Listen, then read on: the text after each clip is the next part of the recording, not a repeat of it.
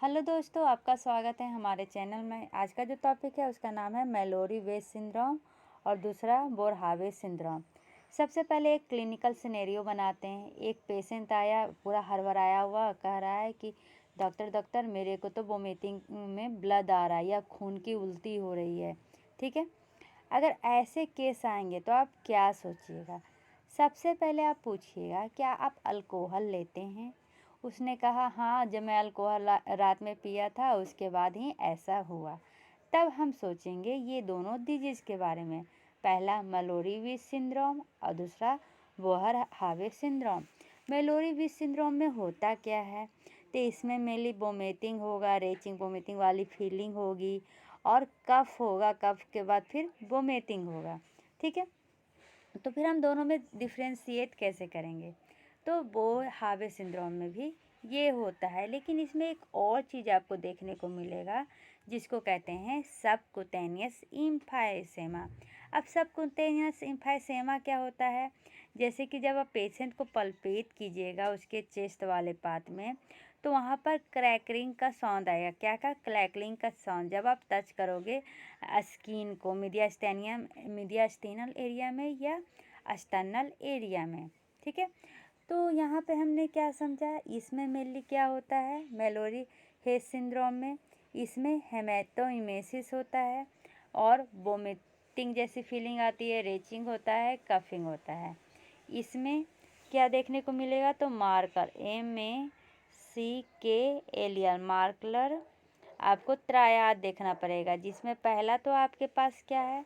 तो vomiting, chest pain और subcutaneous emphysema देखने को मिलेगा। ठीक है, यहाँ तक समझने में कोई भी प्रॉब्लम नहीं है।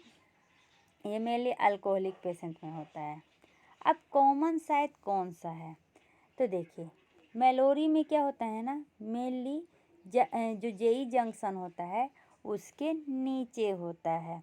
तो एक टर्म याद रखिएगा, अगर कोई कहेगा कि क्या हो रहा है, वोमिटिंग के साथ ब्लड आ रहा है, तो उसको टर्म को हम क्या कहते हैं? उस टर्म को हम कहते हैं हेमेटइमेसिस। ठीक है, अभी जो मैलोरी वेस्ट सिंड्रोम है इसमें ये होता कहाँ है? तो ये मेनली जैसे कि ये क्या है, इसोफेगस सारा यहाँ से स्टोमक स्टार्ट है, तो यहाँ पे जंक्शन होता है जिसको हम जेई जंक्शन या कॉल्यूमुलर जंक्शन कहते हैं। ठीक है, इसके नीचे मेनली ये देखने को मिलता है। तो कहाँ पर मिलता है? तो देखिए, एम फॉर मैलोरी और एम फॉर म्यूकोसा रीजन में देखने को ये मिलता है। इसमें पार्शियल थिकनेस इन्वॉल्व होता है, पूरा थिकनेस नहीं, सिर्फ मुकोसा पार्ट जो होता है वो इन्वॉल्व होता है। बार बार वोमिटिंग के कारण क्या होता है, वहाँ पर छिल जाता है, जिसके कारण ये होता है। अगर 90% केसेस देखें तो 90% cases mainly below oesophageal junction ही देखने को मिलेगा।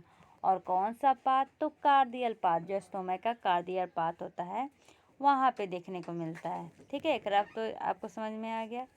अब जब बोरहावे सिंड्रोम है, तो बोरहावे सिंड्रोम में क्या होगा? तो इसमें मेनली मसल लेयर इफेक्ट होगा, इसोफेगस का मसल लेयर इफेक्ट होगा और इसका फुल थिकनेस इसोफेगस का रप्चर होगा। ये mainly above the oesophageal junction होता है, ये सीवियर होते हैं। ठीक है, और ये इसका रप्चर अगर पूछेंगे मोस्ट कॉमन कहाँ पे होता है, तो इसका मेनली पोस्टोलेटरल पाथ होता है। कहाँ पे?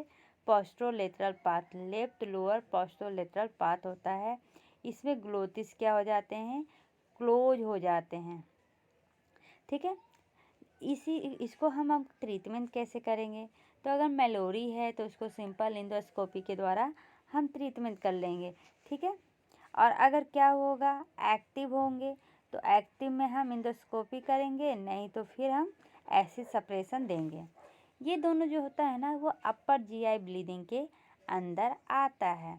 अब देखते हैं बोरहावे सिंड्रोम में हम कैसे डायग्नोसिस करेंगे, तो इंडोस्कोपी के द्वारा ही डायग्नोसिस करेंगे।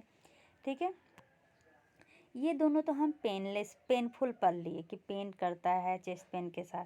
कुछ जो होता है ना पेनलेस हेमेटोसिस होता है। तो अगर कोई बोले पेनफुल हेमेटोसिस तो ये आएगा। अगर बोले पेनलेस, क्योंकि पेन चेस्ट पेन के साथ आता है, पेनलेस बोले तो उसमें फिर आ जाएगा हमारा oesophageal varices, portal vein portal hypertension due to hepatic cirrhosis. ठीक है, यहाँ तक समझने में कोई भी प्रॉब्लम नहीं है। चलिए, ये जो बोवर सिंड्रोम है इसमें और क्या क्या देखने को मिलेंगे, तो चेस्ट पेन और शॉक देखने को मिलेगा। इसका जो साउंड आता था जिसको हम कहते हैं हैमन साइन है, इसमें हम कौन सा साइन देखेंगे, हैमन साइन देखेंगे।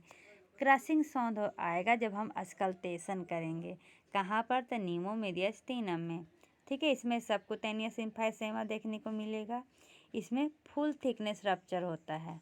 अब मेलोरिस विच टीयर, ये मेनली कहाँ पर होता है, मिकोसल टीयरिंग होता है और इसोफेगियल गैस्ट्रिक जंक्शन पे होता है, गैस्ट्रिक कार्डिक म्यूकोसा में होता है। ये होता क्यों है, अल्कोहल के कारण जो विगरस वोमिटिंग होता है उसके कारण होता है। 90% केसेज में ये बिलो स्क्वामो कॉल्यूमनर जंक्शन पे देखा गया है, कहाँ पे, तो कार्डियल में। वहीं 10% ये इसोफेगस में प्रेजेंट होता है। ये कभी मस्कुलर लेयर ऑफ इसोफेगस तक नहीं जाता है। यहीं इसका अपोजिट में बोरहावे सिंड्रोम है, जिसमें रप्चर हो जाता है इसोफेगस लेयर का, इसमें मसल लेयर भी इन्वॉल्व होता है। अगर कोई पूछे मोस्ट कॉमन लोकेशन क्या है परफोरेशन का, तो वो left posterolateral path 3 to 5 centimetre above the gastro oesophageal junction. ठीक है, इसी के साथ ये टॉपिक समाप्त होता है। आशा है आपको समझ में आया होगा। अगले टॉपिक में हम इसोफेगाइटिस लेके